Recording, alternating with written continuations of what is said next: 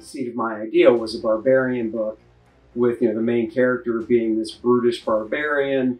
His partner or sidekick, you could say, I wanted it to be a female, and that's Adriana, and she's a sorceress. I always had a love for characters like Conan and Tarzan, and that whole fantasy barbarian type world. Getting people to show interest in Kor-Drath, it's hard. I have a YouTube channel. I have a personal YouTube channel, and then Dennis and I have a YouTube channel that he runs called The DNA Show. And we started, doing YouTube videos. We do a weekly YouTube show where we have guests on, and we would just start talking about the new project and showing images from it. And then it was in 2022 when we did the first campaign on Indiegogo to crowdfund the book. And when you do that, you really have to get out there and promote it through your own YouTube channel. But then there's this really huge community of comic book creators that have their own YouTube channels.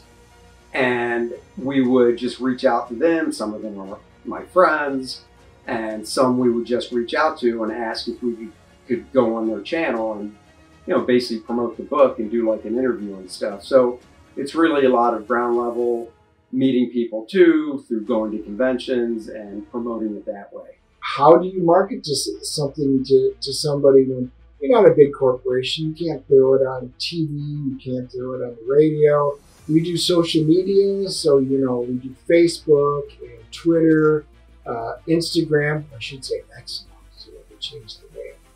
And but we go out there, and then we hop on other people's live streams. We have guests on ours, and we're constantly talking about it. People get interested, and then it becomes word of mouth. I mean, when it comes to drawing the characters, I always obviously work with a writer.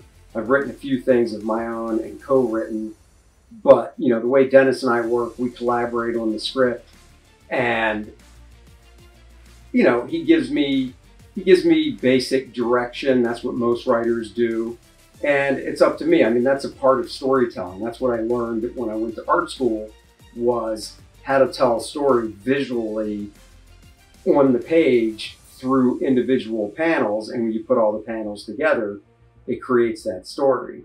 So it's kind of like directing a movie in a way and doing storyboards, except when you do storyboards for a movie, the shape stays the same, the letterbox shape. Whereas in comics, we can, change the panels to any size we want.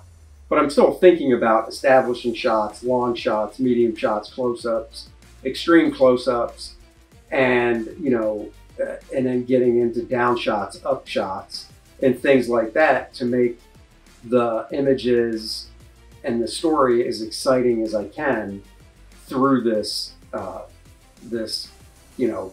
visual medium where there is no movement on the actual page. That's my job. Well, I guess number one, if you're interested in doing something with comics, hopefully you have a love of comics, you've been reading them, you understand kind of what comics are about, and then figure out what you're interested in.